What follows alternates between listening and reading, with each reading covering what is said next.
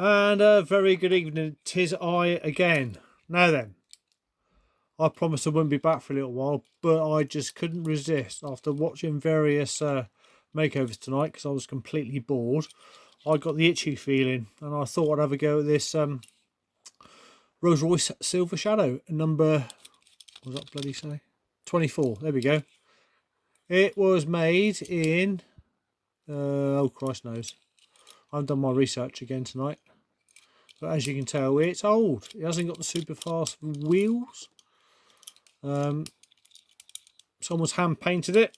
I've featured it before in, oh my, sorry, red wine. I'm not drunk, honestly. I'm just a bit thirsty. Yeah, someone's hand painted it in like a cream colour, black roof. The bottom has obviously been splattered by various overspills of paint. Somehow there's managed to get red paint on the wheels. I'm not entirely sure that they've even painted the grille. Is that plastic? I'm still not sure if that's plastic or metal. Anyway, enough of the rubbish. Let's get it apart. Let's actually see what's inside of this Rolls Royce. By the looks of it, it was originally red, because I don't know if you can see, and there's a bit of red paint left.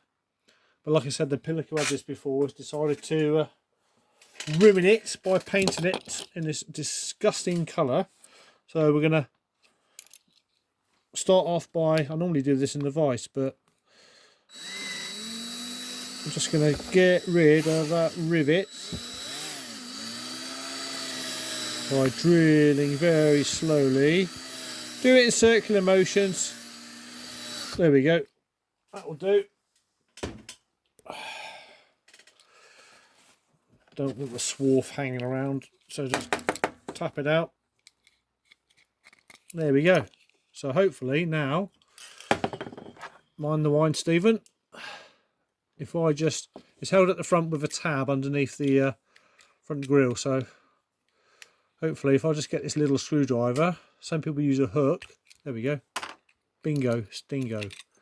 Yay, there it goes. Now then, oh, there's the plastic spring, suspension spring, which actually no, it's not really suspension spring, it's probably just to hold the inside. Oh my Christ, what is that? Hey, we've actually got, I don't know if you see this, David Attenborough might be interested. What the hell is that? I think it used to be alive. Oh, come on camera, for Christ's sake, focus. I'll put that down. Will it focus? No, I don't know. But judging by the look of that, it once crawled. So that's disgusting. So we'll get rid of that. Christ knows what that was. So we'll pull the insert out. Excuse me. Put that to one side. It's in quite a good net. Again, these were originally thermal plastic injection moulded. So it would arrive out the tool like this. So if I can just briefly explain. Pretend this glass is the hopper. You would have had plastic granules inserted into the hopper with a coloured powder, or the granules themselves were coloured. You'd have, pretend the screwdriver is a very long screw thread. The granules will be fed along a screw thread. This would be the injection point. There would be a heater band on this injection point because all this would be hot. This heater band would keep this at a constant temperature to allow the molten plastic, as it's fed along the screw thread out of the nozzle into, what can I use? Hang on, need something to square it. Well, hang on, right, I can use this. Say this is the tool. So the machine would feed the plastic through the screw thread. The screw thread would then go into the machine, inject the molten plastic into the preformed tool, the shape of that.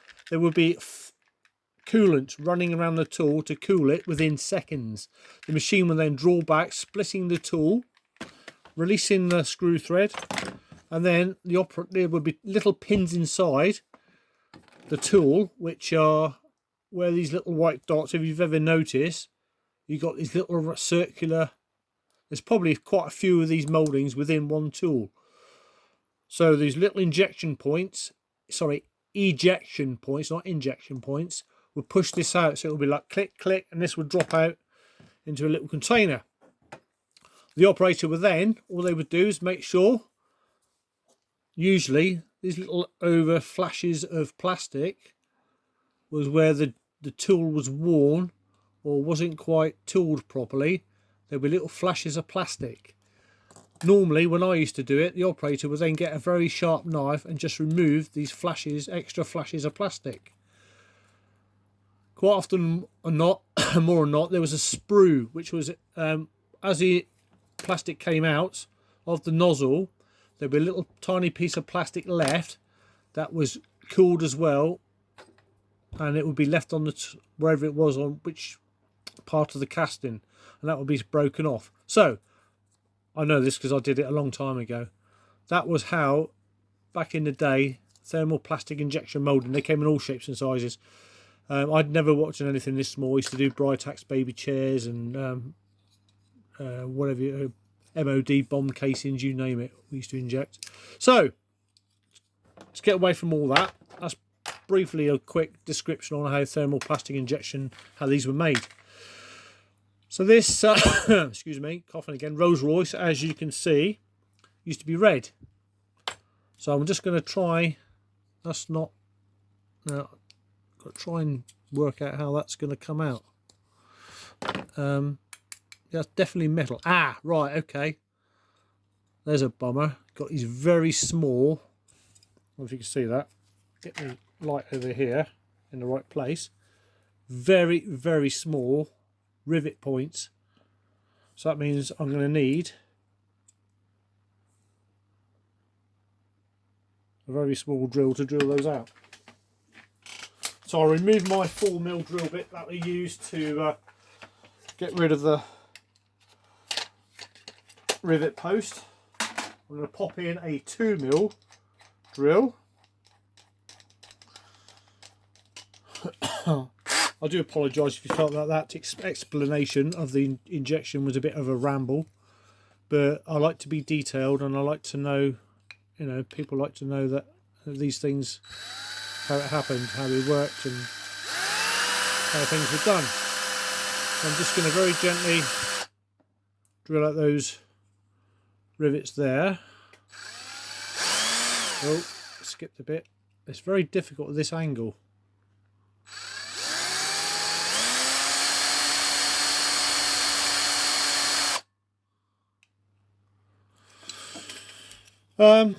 This might take a bit longer than I thought because the drill was a bit too wide to get into. Oh my god. So just doing this off camera a little bit just to try and get the maximum pressure that I need. Right, hopefully that should do it. So get rid of the swarf. If you can see that, when and if my bloody camera decides to focus. There you go. These two little rivets have hopefully decided to relinquish the front of the grille. And of course, probably with a combination of the numpty painted this, it's probably got paint between the grille and the... Oh, see, now I've bent that and oh, this is going all to shit already. Right, let's just try and think about this. I think paint has actually got in underneath between the grill and the... Yeah, I need to drill those out a little bit more, I think. So let's have a go. Still a little bit metal.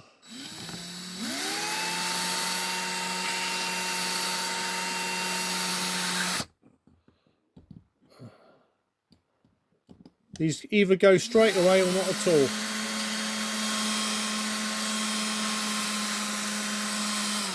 Right, that should be... I can't really take any more metal off that, I don't think.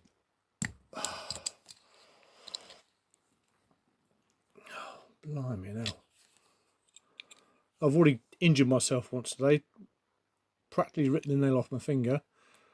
So I'm trying to be careful with this. I don't really want to impale myself anymore. Big of a... yeah. Oh, why did I ever start this? Yeah, definitely. This is a bit of a pain in the ass. So what I'm going to do, I'm going to use a bit of brute force with a little pin hammer here. I'm just going to give that a bit of a tap.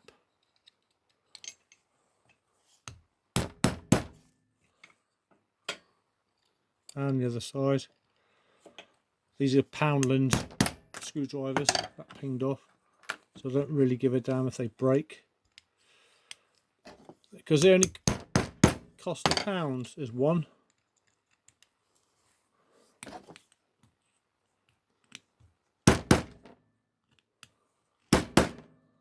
Two. Oh, hey, look at that. One side's come off. You just have to be a bit brutal. Yeah, that's definitely bloody glued in with the paint. There we go. And I've broken it. Bollocks. Oh, nerks. Yeah, that's snapped off there. Knickers. Never mind, because guess what?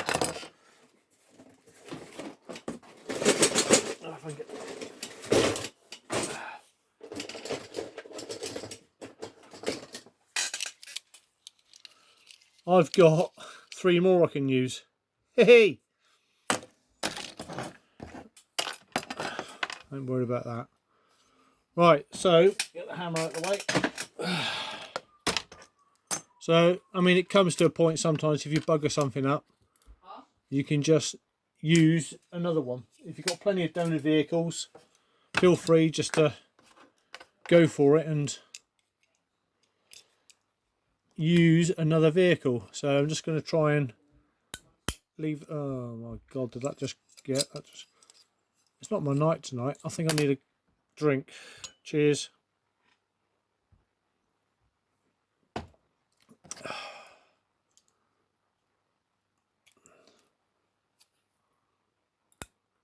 There we go, popped out.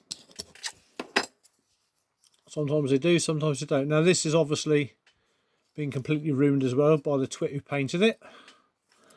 So there's lots of overspill of paint. There's a little bit of crack there where I've just popped it out. There's a bit of red paint there, so they've had to go at a different colour red as well. There's paint there, there's paint there, there's paint there. There's paint every blimmin' where. So that's it. Now then, the boot is very securely, I don't know if you see this, in the boot there has been clamped shut.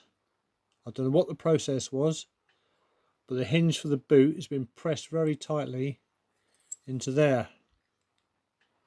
And the chances of me getting the boot lid out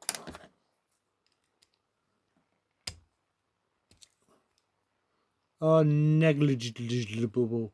So what I'm going to have to do is spray this in situ, which will be fun, I'm sure.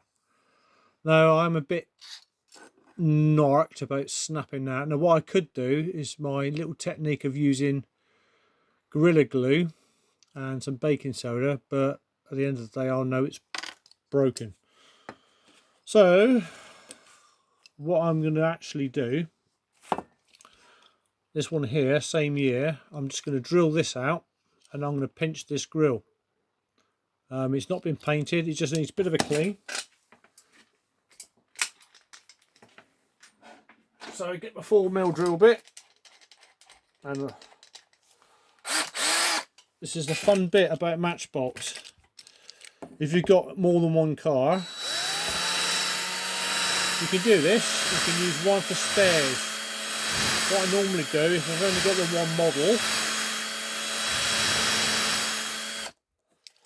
is I normally have to go somewhere like modelsupplies.com and buy a new part. Or there you go, that drops straight off.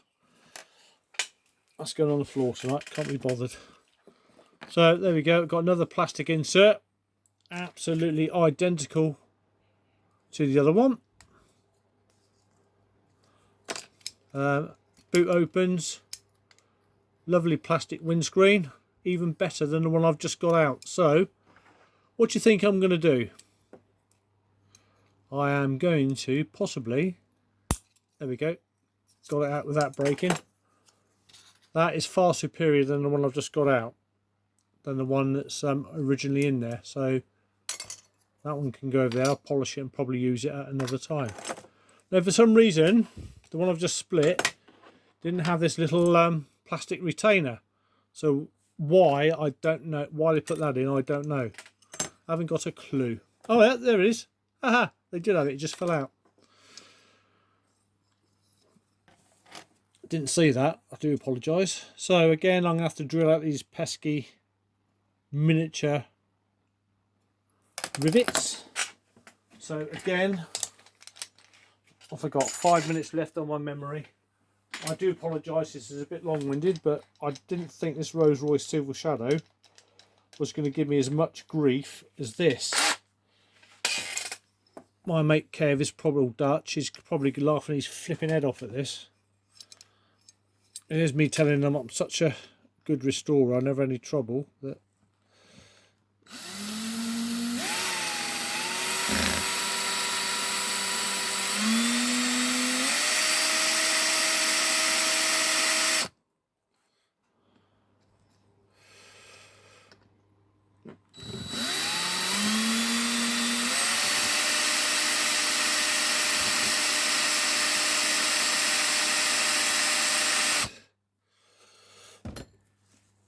now then, let's see if we have better luck.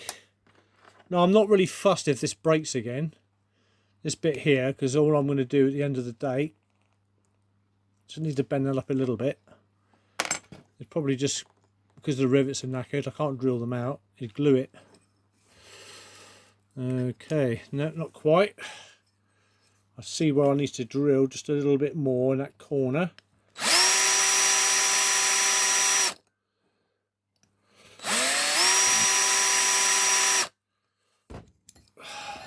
Oh my word.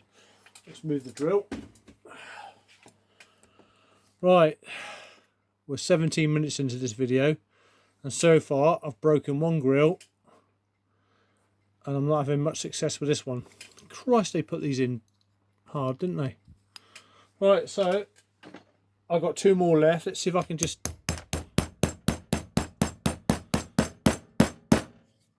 tap that one out. That is one. Shit.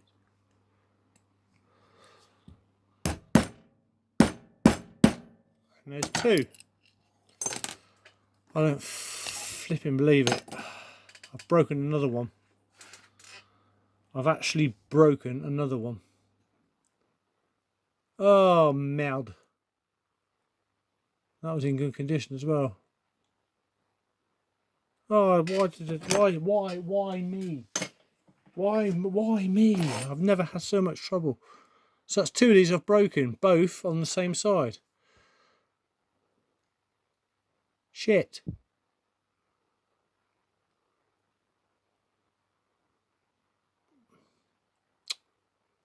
Oh man. I can glue that though.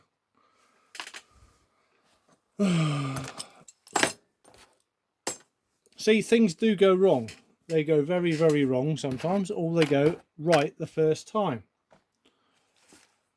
Now, that was the only other car of that year. Now, I've got a nasty feeling. Yeah, these super fast ones are plastic. And I don't want a plastic one. So I've got no real choice but to actually try and glue that into situ. Yeah, Nasty old business. It's really quite brittle, this alloy. I've never had this trouble with splitting things like this before. Oh dear. Right, okay. Bit of a pain. Bit of a pain. So, we've got 1 minute left. So I think the next time you see me, I'll probably hit it too hard, to be honest. This should be repaired. It's going to take me a little while. Should use super glue and baking soda. Yeah, probably just hit it a little bit too hard. But the thing is, these oxidize, because this is alloy, they sometimes stick themselves to the outside of the car. So yeah, you see all the paint is dripped in behind that, and there's paint in there. So yeah, okay, so we'll sort it out, don't worry. The next time you see this grill, it shall be one piece. So until next time, I do apologise for probably the odd cursing. I will catch you at another time. Yeah, see you later then. Bye.